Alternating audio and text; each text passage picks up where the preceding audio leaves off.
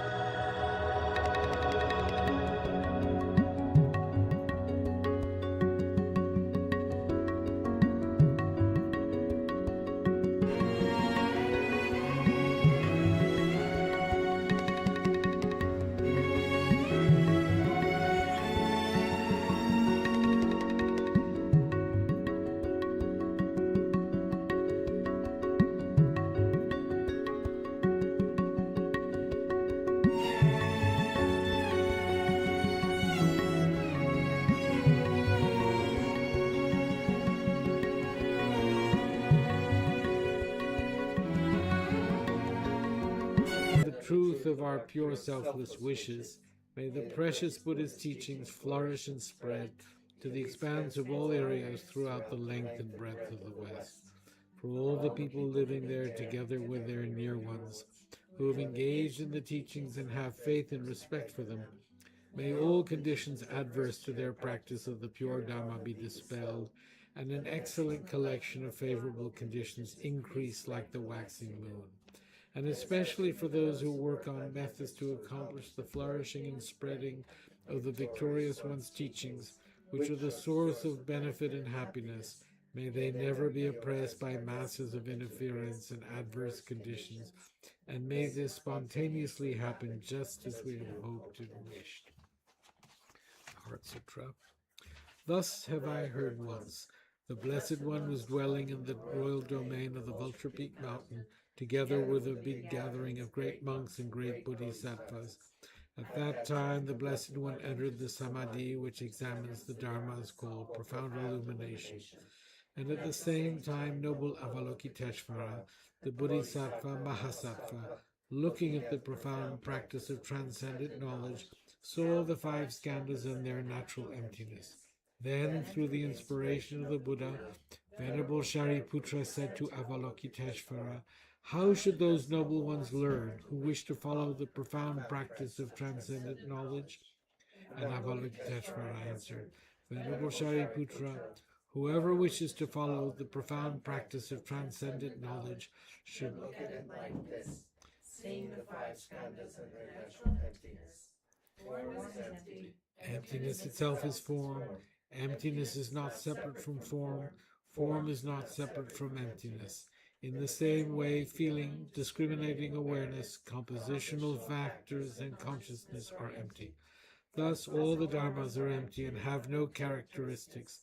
They are unborn and unceasing. They are impure, nor pure. They neither decrease nor increase. Therefore, since there is emptiness, there is no form, no feeling, no discriminating awareness, no compositional factors, no consciousness, no eye, no ear, no nose, no tongue, no body, no mind, no appearance, no sound, no smell, no tasting, no sensation, no objects of mind, no quality of sight, no quality of hearing, no quality of smelling, no quality of tasting, no quality of sensing, no quality of thought, no quality of mind consciousness. There are no nidanas from ignorance through old age and death, nor their wearing out. There is no suffering, no cause of suffering, no ending of suffering, no path, no wisdom, no attainment, no non-attainment. Therefore, since there is no attainment, the bodhisattvas abide by means of transcendent knowledge. And since there is no obscurity of mind, they have no fear, they transcend falsity and pass beyond the bounds of sorrow. All the Buddhas who dwell in the past, present, and future, by means of transcendent knowledge, fully and clearly awaken to unsurpassed, true, complete enlightenment. Therefore, the mantra of transcendent knowledge, the mantra of deep insight, the unsurpassed mantra, the unequal mantra, the mantra which calms all suffering, should be known as truth, for there is no deception.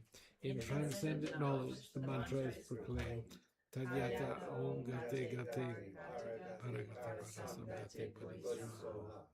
O Shariputra, this is how a Bodhisattva Mahasattva should learn profound transcendent knowledge. Then the Blessed One arose from that samadhi and praised the Bodhisattva Mahasattva Avalokiteshvara, saying, Good, good, O son of noble family, profound transcendent knowledge should be practiced just as you have taught, and the Tathagatas will rejoice. When the Blessed One had said this, Shariputra and Avalokiteshvara, that whole gathering, and the world with its gods, humans, asuras, and Gandharvas, their hearts full of joy, praise the words of the Blessed One. Now we generate bodhicitta. With the wish to free all beings, I shall always go for refuge to the Buddha, Dharma, and Sangha until I reach full enlightenment. Inspired by wisdom and compassion, today in the Buddha's presence, I generate the mind intent on full awakening for the benefit of all sentient beings. As long as space endures, as long as sentient beings remain, until then may I too remain to dispel the miseries of the world. With the wish to free all beings, I shall always go for refuge to the Buddha, Dharma, and Sangha until I reach full enlightenment.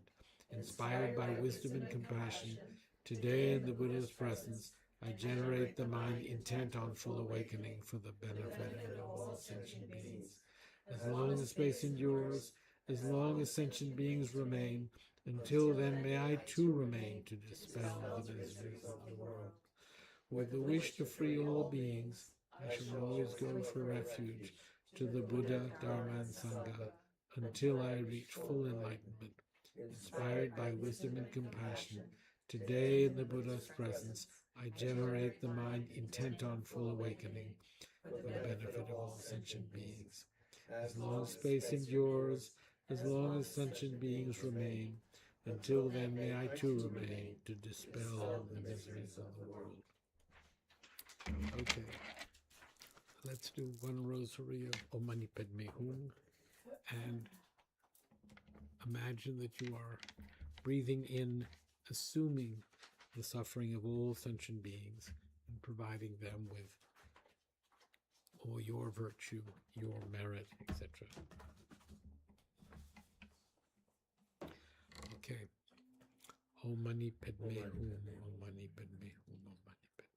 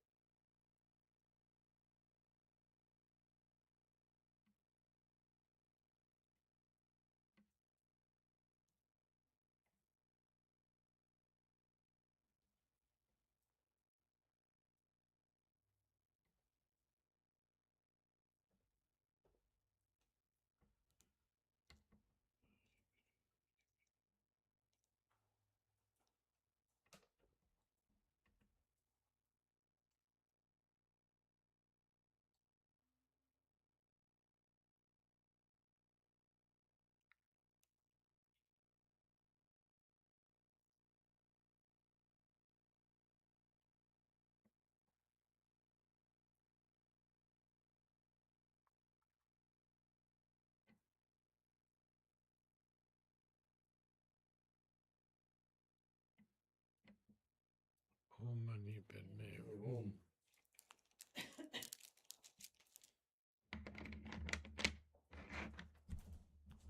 So this attitude of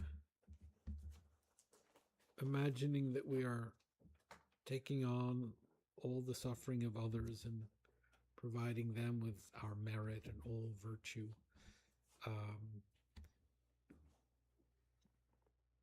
on some level, I feel that if we were to devote our lives to simply thinking like that, that would be more than enough.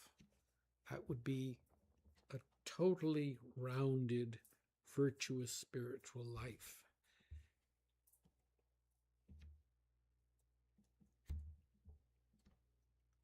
What do you think? Spiritual life. What do you think? Very well. I agree. Come on in, make yourself at home. Hello. There's 2 spots here.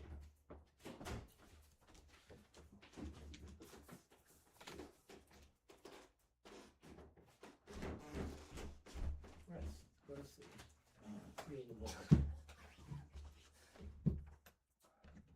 So, That would be a life worth living. so we're talking about spending our lives simply imagining that we are assuming all the challenges, all the difficulties, all the sufferings of others, and we are breathing out and providing to others all our virtue and alleviating all their difficulties and providing them with all their wants. Would simply sitting and imagining doing this be a valid life?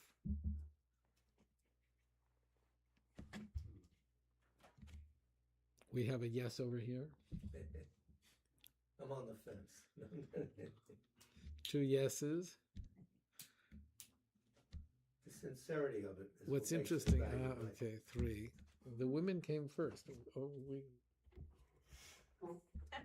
I think it seems that that would probably inspire your actions in a really good way. So I think it seems that sitting on your cushion and doing that every day and having a life filled with it seems like a really good route for everything that you do, but it also seems like it has to be paired with action. Yeah, you can't just do that. I don't know. I mean, I think that's an action in itself is doing that every day, and it's more than I do every day, you know. So I think that's certainly amazing, but it seems like the ideal is paired with now take that root and that inspiration and let it color all the things that you do on your daily basis. So maybe connecting the two seems like the gold standard, but I don't know. That's a thought. Returning to a cave for the rest of your life to meditate on that, a good thing. So no action, no, you're gone. But when you say no action, that's action. Well, yes, but not any direct effect on anybody else.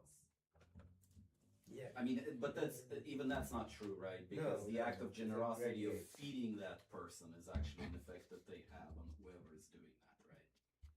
When somebody provides them with food, that act of generosity is something like, I mean, the person living in the cave provides the object to which they are generous.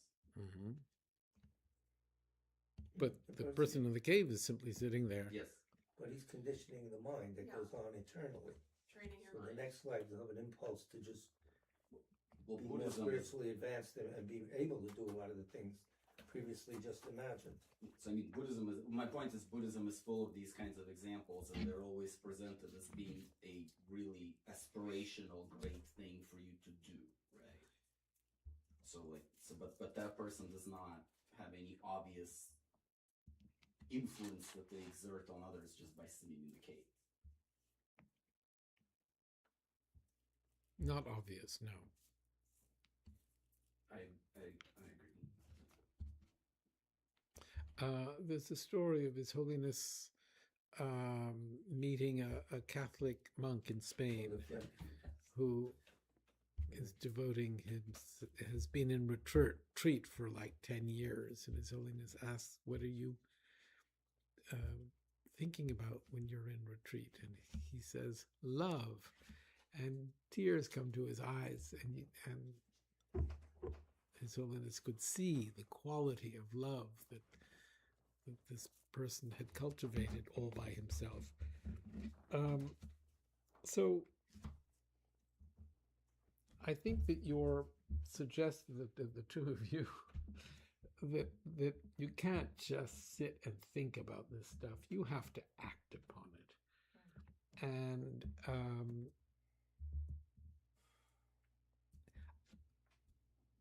I think that we do act, and therefore such thought will influence our actions.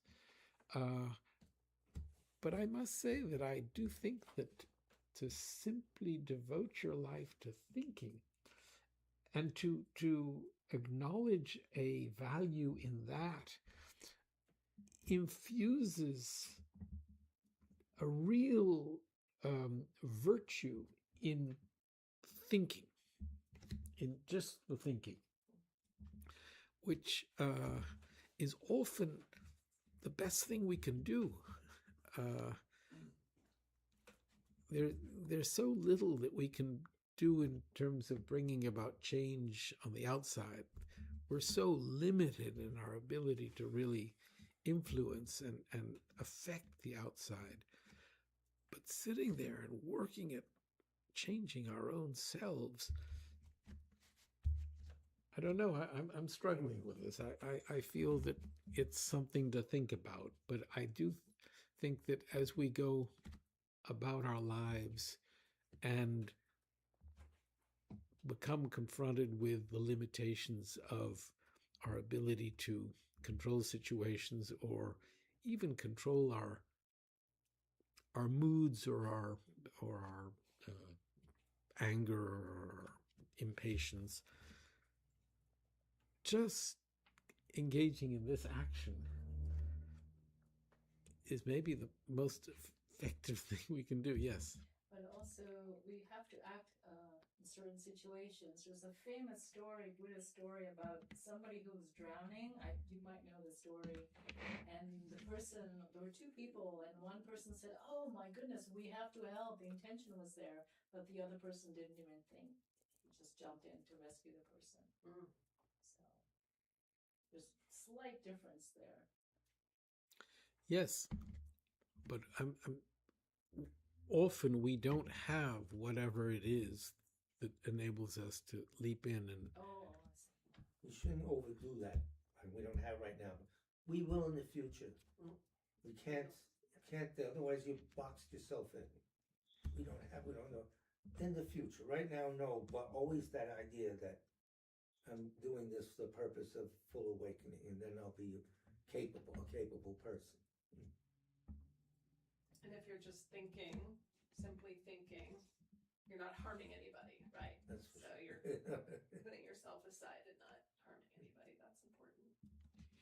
If we're allowed to talk about full awakening and stuff like that, then you are more than just not harming anybody, right? You are actively helping by doing that. And a lot of the advice on where to go to develop calm abiding, always a place where other meditators are. So there's something going on, even though they're not participating in society, these solitary meditators. Something is happening that they create, an atmosphere that must help each other. So there's something that we don't see. I'll take their word for it now, because I certainly don't see any of these intangibles they talk about. But it's a possibility. We can't disprove it.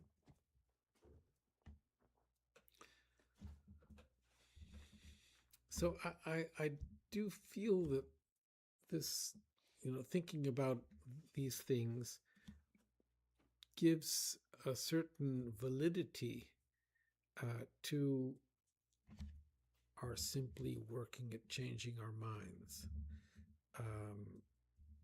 and that working at changing our minds will affect our actions. Right. It's like starting with the root instead of trying to get the result before. So if you just work on your mind, the actions will come a lot easier. It won't be such a kind of philosophical or kind of like struggle to think about what to do. It just comes to you a little more cleanly. It also seems like effort and trying to help can be so subjective in weird ways.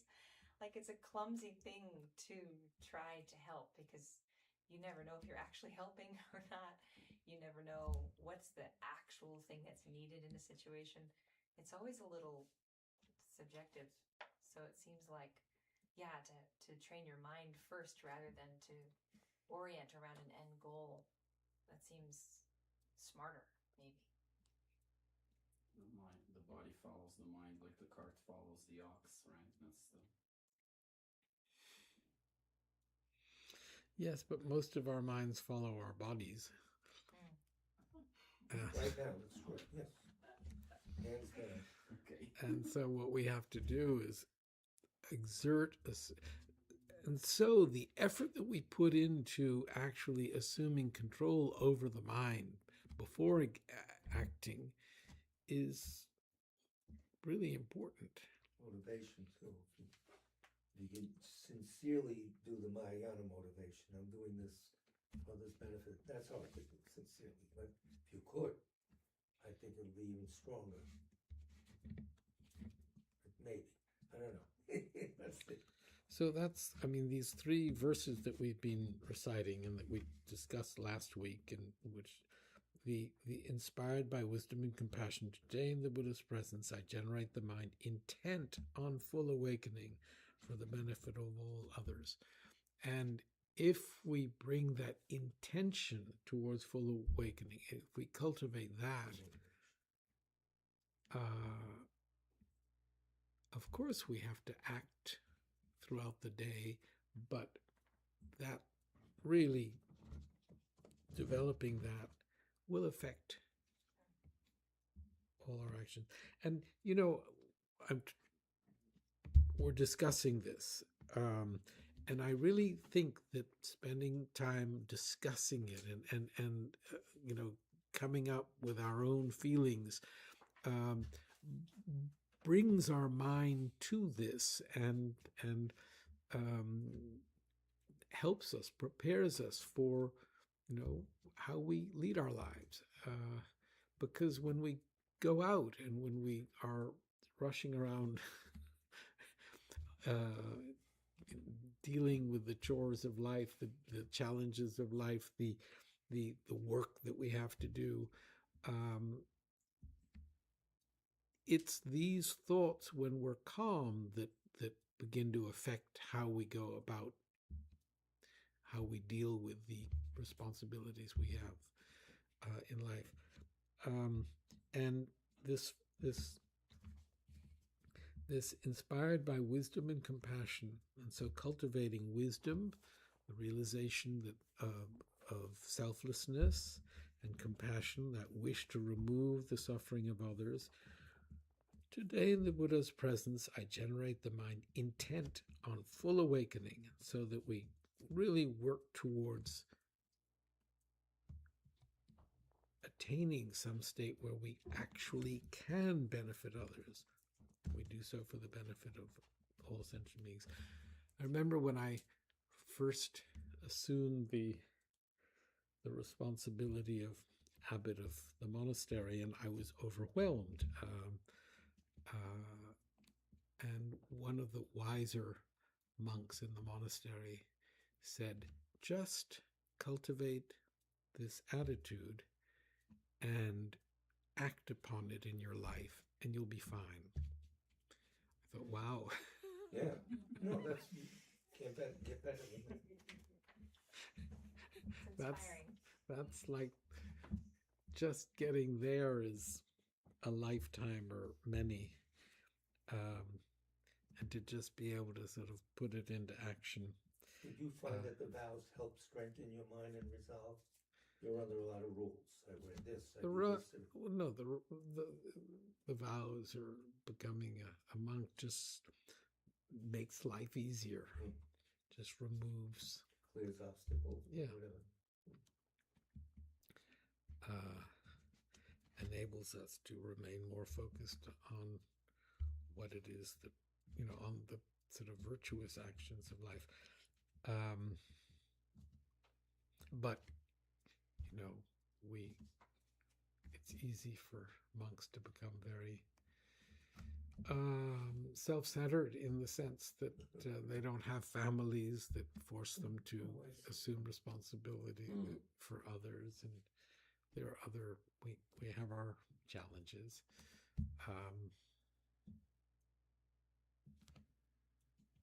So then, once we've developed that determination to work towards attaining some state of enlightenment where we can really benefit others, then we have to devote ourselves to it.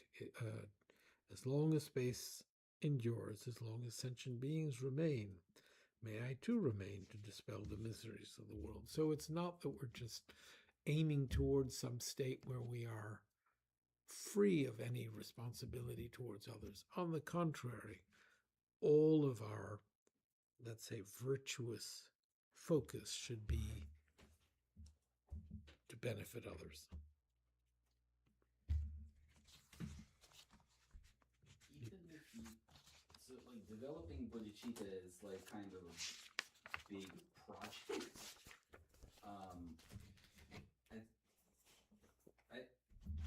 I have a belief that what you're describing, just the kind of virtuous thoughts that you were describing, are beneficial, like more than just to the person having the thoughts, even without bodhicitta. Do you agree? Like, even if you haven't developed bodhicitta, just trying to have this virtuous thought is already Aspiring to benefit. it. Of course, every step in cultivating virtue is the greatest contribution towards good that we can make to the universe.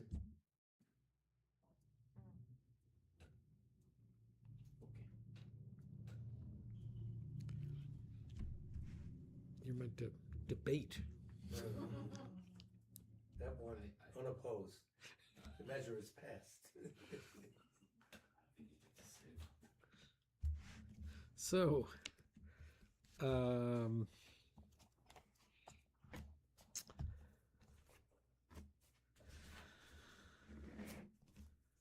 we sort of dwelt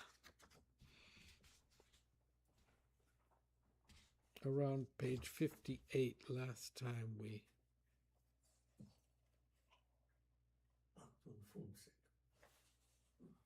so going back, I'll just take one sentence. There is no hope of attaining lasting happiness if we lack inner peace. So one of the things that His Holiness was, yes, Middle was, paragraph, ending of 56. We um, have books. so this whole idea of inner peace, a state where, how would you describe inner peace? A lack of wanting is one of the Good things. one. Good one. Yeah. Not always, I want. It's not healthy. A lack of anxiety. And what is meant by anxiety? I feel like a lot of times anxiety is almost kind of intangible. It's like, why do I feel this way? I feel like there's a lot of times there's, Floating anxiety. I mean, a lot of different pressures, that one could be under in this society. Oh, yeah. Mm-hmm. And Like it's almost every like, day. where is it? Sometimes it's like, where is the cause? And Well, sometimes yeah. it feels almost like acausal, but there's this general sense of unease, something is wrong. Dukkha. I need to. It's misery. It's a state of misery. The first noble truth. Dukkha. What is this? Hey. And so how do we deal with that?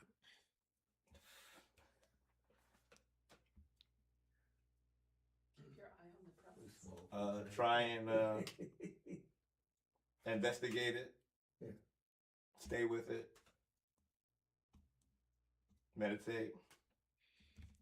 Yeah, but what does meditate mean? Go somewhere where you can be where it doesn't make it worse. Just going to like first aid, yeah, I agree. stop the bleeding. If you're in one of these states and you like go to a crowded mall, that's not gonna help.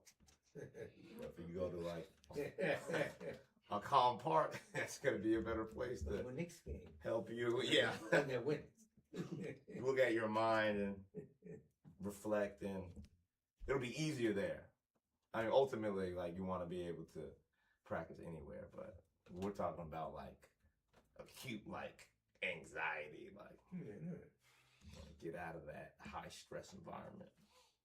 So getting out of a high stress environment, and as you've described it, the high stress environment that one is when anxious is a mental one.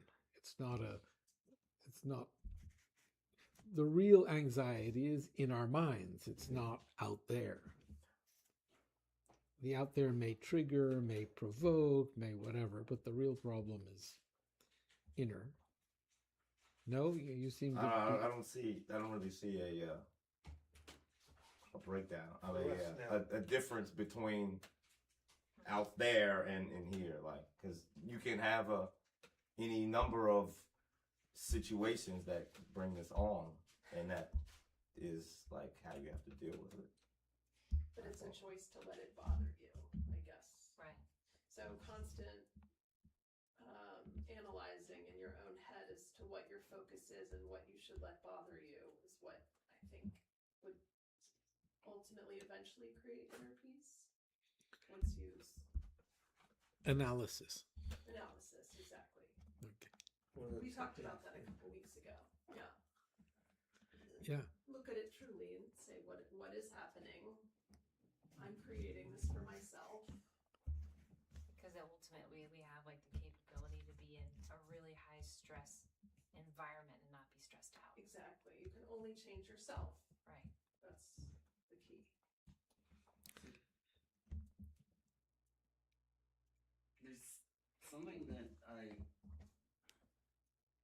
don't don't. So I've heard, of course, many times these things about like, okay, you could apply various techniques to not feel anxious anymore, not feel these negative things anymore. So there's something about this that I don't understand. So in the discourses of the Buddha himself on these topics, he describes repeatedly the workings of emotions, etc., as causal phenomena. They have causes and they arise as the effects of those causes. So, in very plain language, like in certain situations, it is perfectly natural for you to feel anxious, to feel sad. If you have to go to get tested for cancer, it is natural to feel anxious about that. If your child dies, it is natural to feel sad about that. These are causal things. So I'm not sure that this understanding is entirely complete, that you could eliminate these emotions. I think it is more that you could kind of learn to see them more realistically, I guess. Because they are causal, right? You can't stop them from arising from their causes. But you can change the way you experience them, maybe.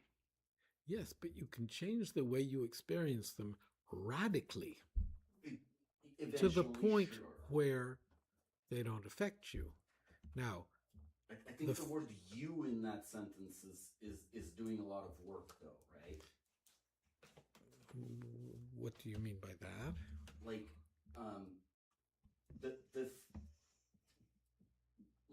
when say the Buddha is not affected by emotions, that the referent of the word Buddha is not the same as when I talk about myself, right? When the Buddha refers to himself, he's not referring to the same thing that I'm referring to when I say me. Is that correct? Well, unless you are a fully enlightened being, yes, that is correct. I do not. When I say me, I mean me, the sentient being. Yes. But what I'm suggesting is that we should not consider that the suffering that is caused by in the examples that you gave, the anxiety that we feel when we're going to have a cancer test, the sadness that we feel when our child dies, the degree of suffering is something that our inner attainment will determine.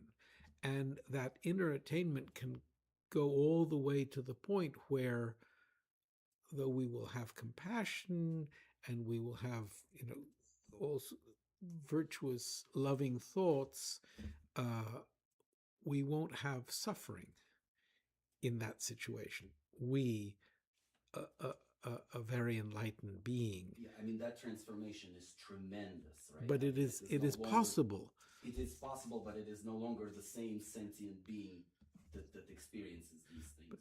Every level of evolution in the spiritual process changes us.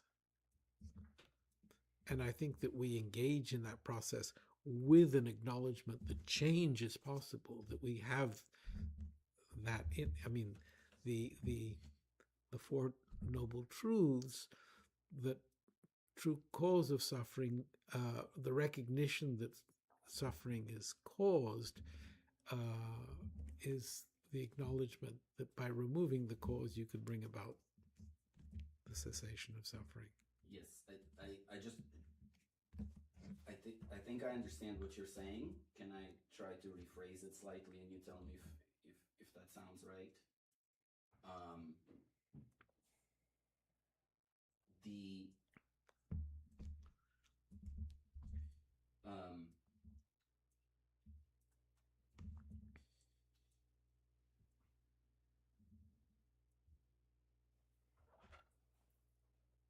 the I guess the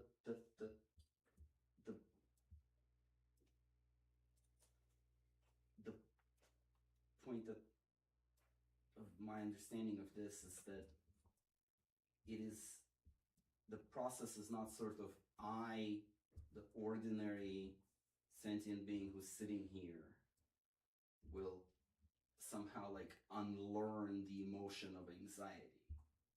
I will, but what will happen is that I will transform what is sitting here into something better that doesn't, I mean, transform is not the right word, but let's just not worry about into something better, and the experience of that would be different. Sure. But it's not like I am trying, the ordinary sentient being, am trying to like let go of my anxiety. That will never work, right? I think it will, actually. I think that's how we engage in the process. But at some point it has to stop being, like, in order to get there, the sentient beingness has to stop, right? It will stop. It will transform. The sense of self will diminish and diminish, but the thing is, people look for the Hollywood spiritual ending, and so little by little you change, and you look back for last year, this used to bother me, now it doesn't. That's a big deal. You know. Yeah. Doesn't make for a good movie In our or anything. lifetime. It's a crappy story, but sorry. in this lifetime, from the beginning, from now to, let's say, 20, 30 years from now, it'll be different moments in the evolutionary process of Eugene.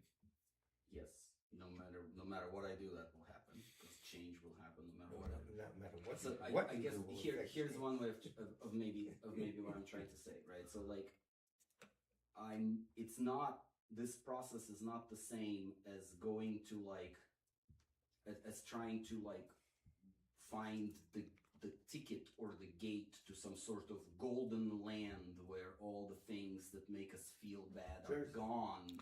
502 North Ridgewood That's Road. right here, ladies and gentlemen. Limited speeding. But you see what I'm saying, and it's not that I'm like wrestling with whatever negative emotion and I'm trying to wrestle it down to the ground and defeat it. I think it is. To me, that's what I do. Is that wrong? That transformative process And you cook at the same time. it's not.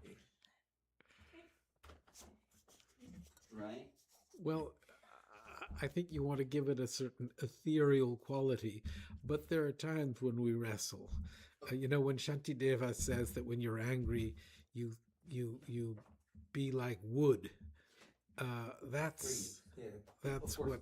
But what I mean is that kind of like end game transformative process that is like meditational emptiness and like emptiness of self. Right, so like the technique, the ultimate technique for overcoming suffering is meditating on the absence. Is the realization that there is no self. However, along the process, along the way, we have to wrestle with the instinct to, let's say, fight or get angry or whatever, and I think that's what you're referring to. That's a struggle. Prerequisite to the meditation on emptiness working, right?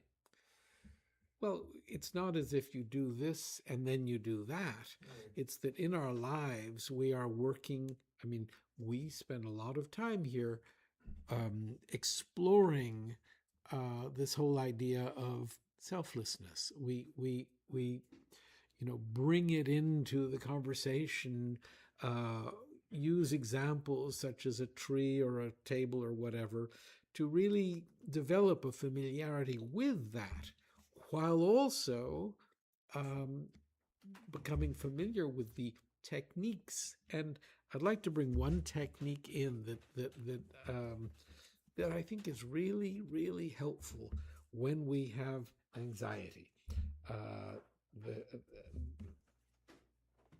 if we bring the mind and the breath together, if we simply concentrate watching the breath go in and out, everything gets more calm. We bring about, it's like a process within the wrestling illustration. We thereby totally wrestle the mind down to calm. Let's try it. Let's just spend.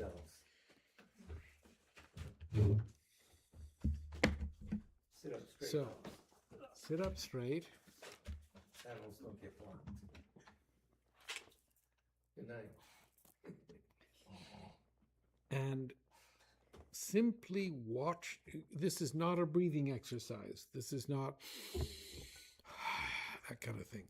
On the contrary, just watch the breath.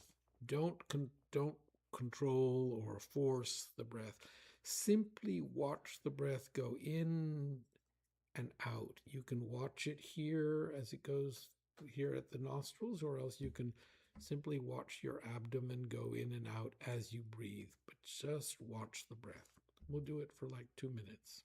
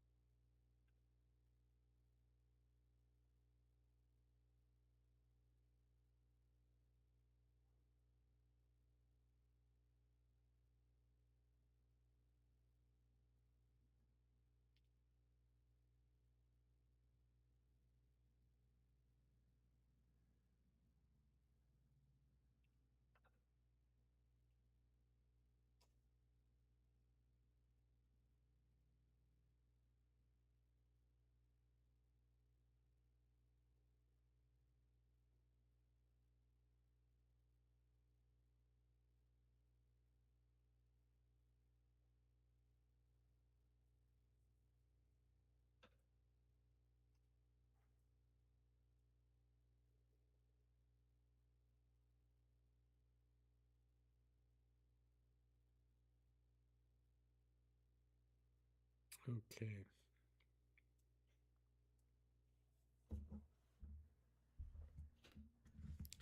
Well, what's interesting about that is not only have we each become more calm, the room has become more calm. The whole place has changed.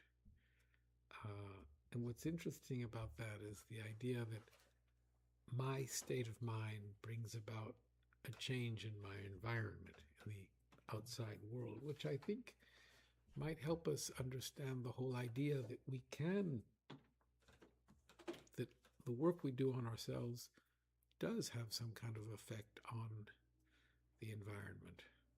I don't think that we can go into a crowded, go to Macy's on a crowded day or go to the subway and that we're going to bring calm. But we can definitely work on ourselves in those situations. Anyway, that little exercise is a wonderful way in which to transform our state.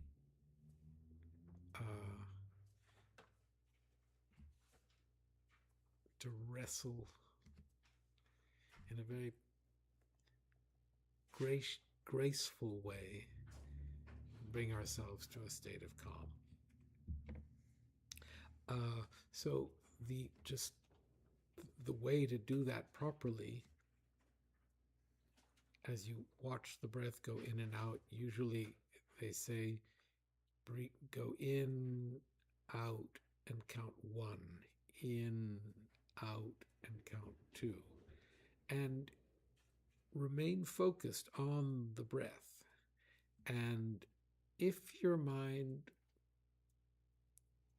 goes off and starts thinking about lists or things that you want to do or whatever, then bring them, as soon as you caught the mind, bring it back and start over. 1, 2, in, out, 2, in, out, 3. If you can get to 21, that's very impressive. But if you get to 21, start over at 1. So that is a very valuable exercise to do anytime. Okay. Any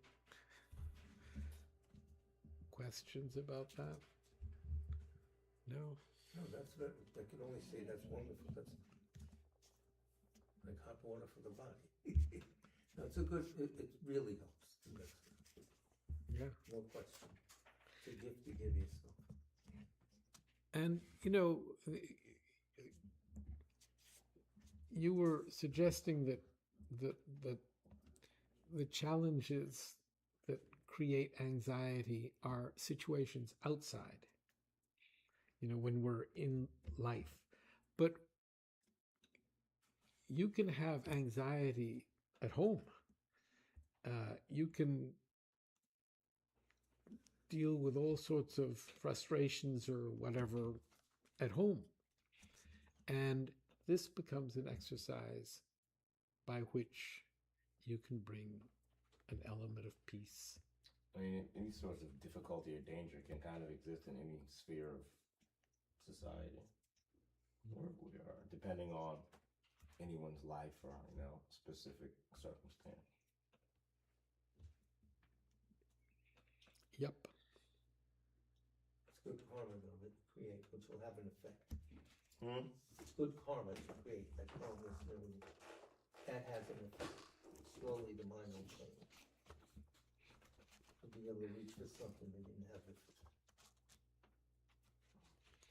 Like training. So, someone comments, Uh-oh. Someone's listening? I'm shocked. at still a long way from home, a Zen master was asked how he dealt with fear, and he responded that he says yes to it.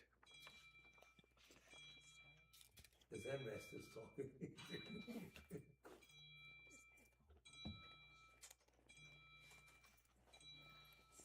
Who invited Big Ben?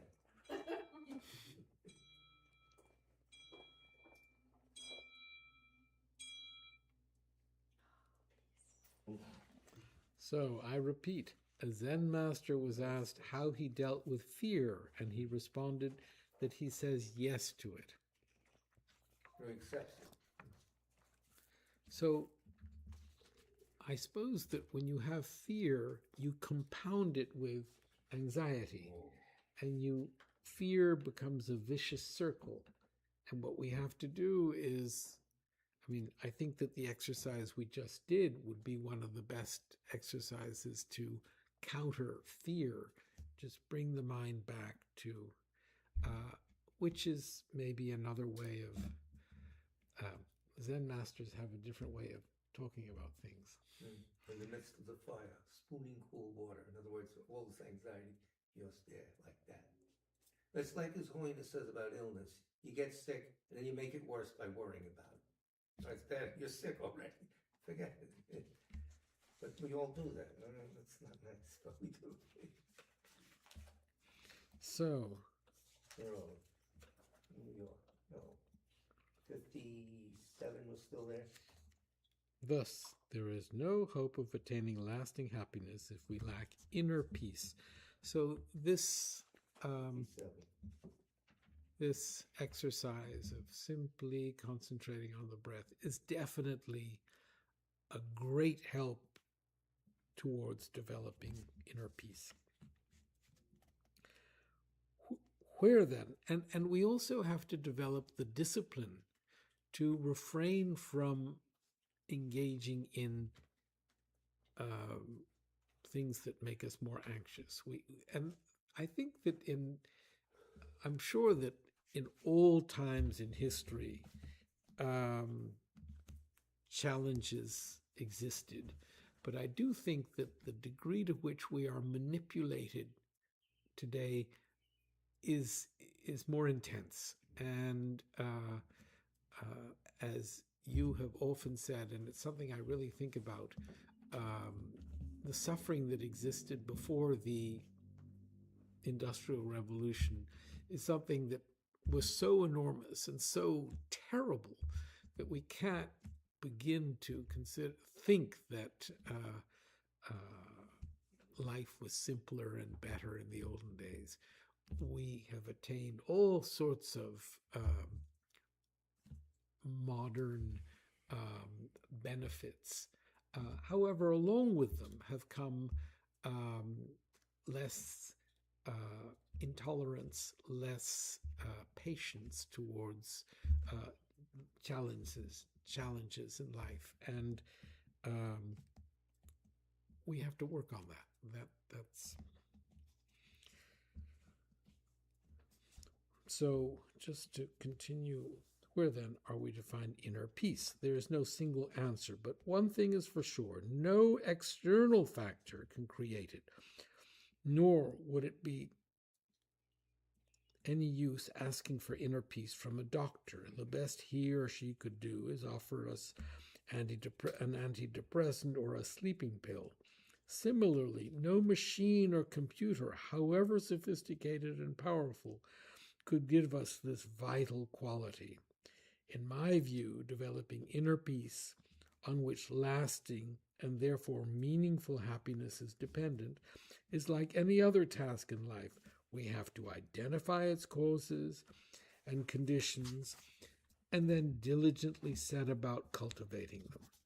This, we find, entails a two-pronged approach. On the one hand, we need to guard against those factors which obstruct it, and on the other, we need to cultivate those which are conducive to it. So, developing that, I think that here it's a question of wisdom, and I'm not talking about wisdom in the sense of realizing emptiness. I'm talking about developing an objective ability to discern and to really know that if I go down this path, I'm going to have problems, and develop that muscle that restrains me from doing so, and recognizing that if I actually go down this path, that will lead me to happiness.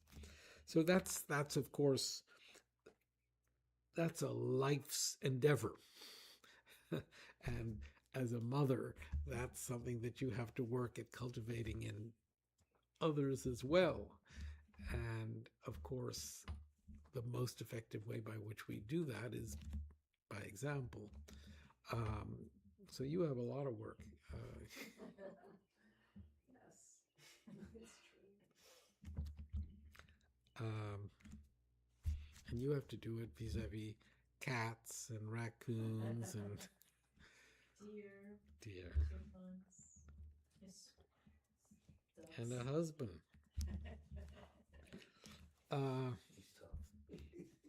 So, I mean, I think that we need to guard against those factors which obstruct, and we need to cultivate those which are conducive to it. So I think that really working at discovering what those factors are that obstruct and developing those which are conducive to it is, again, this is a life's work. Many lives work, some would say. That's why we're here, right? Yes. No, here's the food. Partially. Yeah, he's here for The other food. No, partially. That's true. You don't hear this everywhere. Yeah, but I mean, in this life, that's Oh, what. in this life, yeah, we created causes to be part of this. Yeah. Nothing's random. So when you say that's why, you're saying the purpose of life is to do this? Yes. I don't know. I don't know about purpose of life. That's beyond my. That's way beyond my pay grade. To me, I haven't understood purpose of life. I just, given the situation we're in, Best thing to This do is- with your life. yeah, Right. yeah. When you add things up, you're doing it, being a spiritual account. Whatever.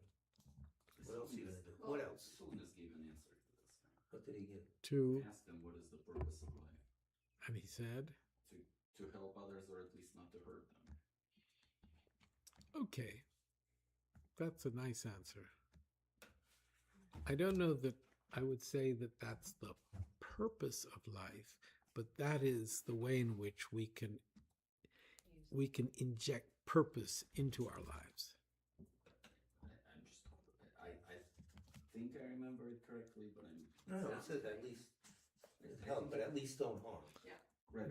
I think he said that specifically in So they're all- response to what is the purpose of life, but I don't Maybe. 100% Yeah. remember. I'm sure he would say something.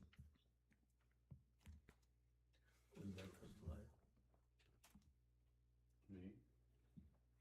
I don't think there's an inherent purpose. So we agree, yes.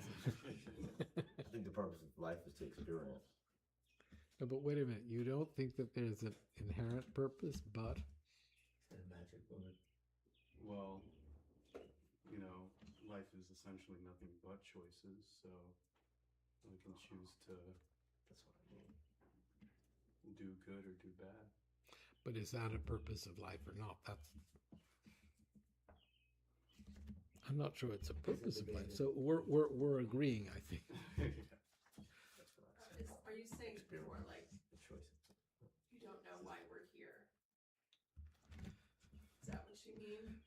Well, from the Buddhist point of view, there's no beginning to cyclic existence. So it's not that there would be a cause of cyclic existence. There would not be a first moment of it that would have, where there would be an identifiable purpose. It's just been around Right, right. forever. But in this lifetime, I guess I mean, if we believe that there are past and hopefully future, well, yes.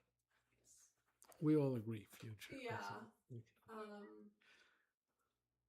Yeah.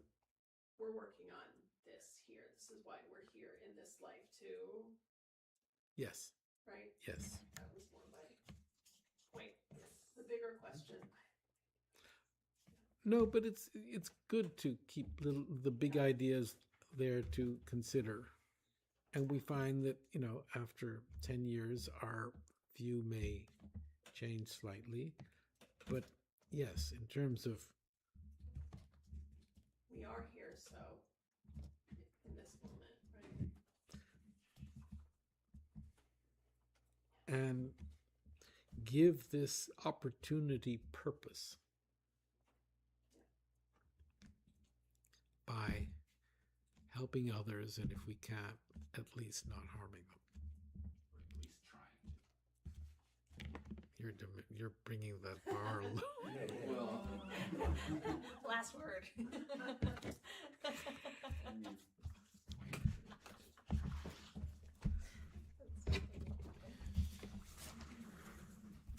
Okay. You have the page? what So- I mean by that is that we do our best Was to it, do we're gonna what do we this think is one the now. right thing at the end of the day. Someone died, you say that some people Yeah. died more. So- Whatever.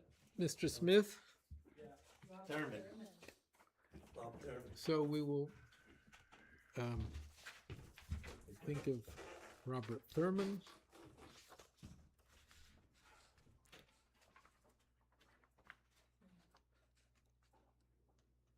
Oh, 8 U.S. service The people, B-52 a crashed here in B-52 California. crashed. And there are many others who we can think of, but Robert Thurman has left us. We will recite the Sutra of the Recollection of the Noble Three Jewels. So we think of the qualities of the Buddha, of the doctrine that he taught, and the spiritual community engaged in practicing according to that doctrine and according to his teachings. And this thinking about these virtues is very virtuous, is very, there's a positive quality, and we dedicate that to the future good rebirth of Bob Thurman and whomever else you wish to think of. Okay. I prostrate to the Omniscient One. Thus the Buddha, Bhagavat, Tathagata, Arhat, Samyak Sambuddha, the learned and virtuous one, the Sugata, the knower of the world, the charioteer and tamer of beings, the unsurpassable one, the teacher of devas and humans is the Buddha Bhagavat. The Tathagata is in accord with all merit. He does not waste the roots of virtue. He's completely ornamented with all patience. He is the basis of the treasures of merit. He is adorned with the minor marks. He blossoms with the flowers of the major marks. His activity is timely and appropriate. Seeing him is without disharmony. He brings true joy to those who long with faith. His knowledge cannot be overpowered. His strength cannot be challenged. He is the teacher of all sentient beings. He is the father of bodhisattvas. He is the king of noble ones. He is the guide of those who journey to the city of nirvana. He possesses immeasurable wisdom. He possesses inconceivable confidence. His speech is completely pure. His melody is pleasing. One never has enough of seeing him. His form is incomparable. He is not stained by the realm of desire. He is not stained by the realm of form. He is not affected by the formless realm. He is completely liberated from suffering. He is completely and utterly liberated from the skandhas. He is not possessed with dhatus. His ayatanas are controlled. He has completely cut the knots. He is completely liberated from extreme torment. He is liberated from craving. He has crossed over the river. He is perfected in all the wisdoms. He abides in the wisdom of the Buddha Bhagavats who arise in the past, present, and future. He does not abide in nirvana. He abides in the ultimate perfection. He dwells on the bhumi where he sees all sentient beings. All these are the perfect virtues of the greatness of the Buddha Bhagavad. The Holy Promise. Good in the beginning and good in the end. Its meaning is excellent. Its words are excellent. It is uncorrupted. It is completely perfect and completely pure. It completely purifies. The Bhagavad teaches the Dharma well. It brings complete vision. It is free from sickness. It is always timely. It directs one further. Seeing it fulfills one's purpose. It brings discriminating insight for the wise. The Dharma which is taught by the Bhagavad is revealed properly in the Vinaya. It is renunciation. It causes one to arrive at perfect enlightenment. It is without contradiction. It is pithy. It is trustworthy and puts an end to the journey. As for the Sangha, the great Yana, they enter completely. They enter insightfully. They enter straightforwardly. They enter harmoniously. They are worthy of veneration with joined palms. They are worthy of receiving prostration. They are a field of glorious merit. They are completely capable of receiving all gifts. They are an object of generosity. They are a great object of complete generosity. The protector who possesses great kindness, the omniscient teacher, the basis of oceans of merit and virtue. I prostrate to the Tathagata, pure the cause of freedom from passion, virtuous liberating from the lower realms. This alone is the supreme ultimate truth. I prostrate to the Dharma which is peace. Having been liberated, they show the path to liberation. They are fully dedicated to the disciplines. They are a holy field of merit and possess virtue. I prostrate to the Sangha. I prostrate to the Buddha, the leader. I prostrate to the Dharma, the protector. I prostrate to the Sangha, the community. I prostrate respectfully and always to these three. The Buddha's virtues are inconceivable. The Dharma's virtues are inconceivable. The Sangha's virtues are inconceivable. Having faith in these inconceivables, therefore, fruitions are inconceivable. May they be born in a completely pure way. Now let's read the foundation of all excellence. The kind revered Lama is the foundation of all excellence. Seeing that dependence on him is the root of the path, may I rely on him with great respect and continuous effort. A human life with leisure is obtained this once, understanding that it is very important and hard to find. May I produce unceasingly the mind that takes up its essence day and night. The fluctuation of life is like a bubble of water. Remember death, for we perish so quickly. After death, the effects of black karma pursue us like the shadow follows the body. Finding certainty in this, may I always be careful to do only virtuous deeds and abandon even the slightest non-virtuous actions. The door to all misery is seeking satisfaction and pleasure. Having realized that there is no security in the pernicious perfections of samsara, may I strongly intend on the bliss of liberation. That pure thought produces the great heedfulness of remembrance and discernment. May I accomplish by this means the essence of the individual vow, which is the root of the doctrine.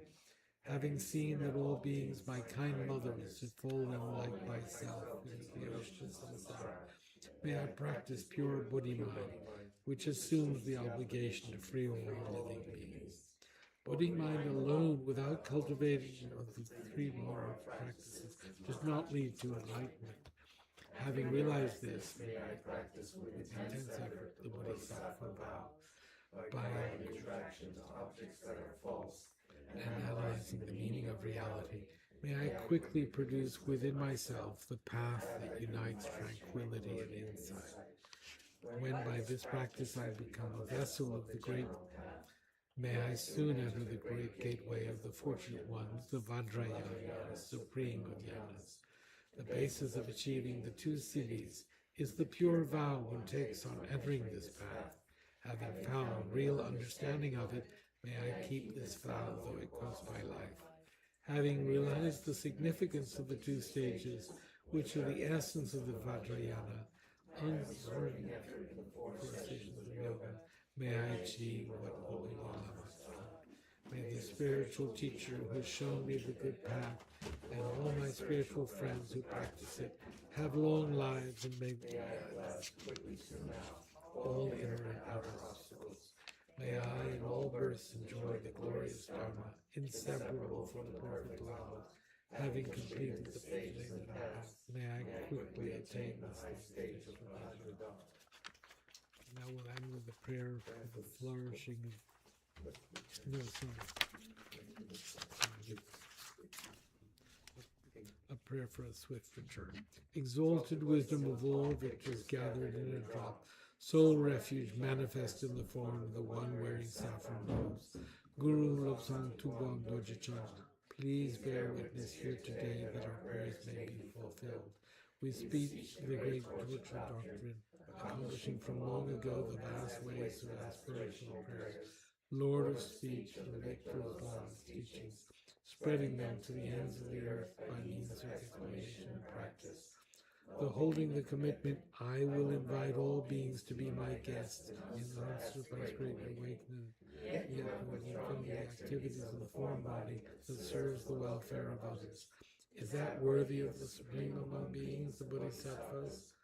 Though impossible for you till cyclic existence end, to abandon your commitment to liberate all beings, we beseech the new son of Nirmanakaya to swiftly return from the realm of Dharmakaya, brought forth by Bodhicitta, drawn by 7 steeds. Having reached the far limits of scholarship, religious life, and goodness, please come swiftly as an unrivaled supreme emanation, full holder of the sage's teachings, and wish-fulfilling jewel. Return as the glory of Losam Tempe. Magnificent truth of the 3 precious jewels, Mahakala, Karma, Yama, and Srimati Devi, and the ocean of Dharma protectors, may you spontaneously fulfill our wish, the swift blossoming of the reincarnation's fresh moonlight face. Thank you. So this Saturday, there will not be Tara here, but next Monday there will be class in New York City at 150, 105, 150, 151 West 30th Street.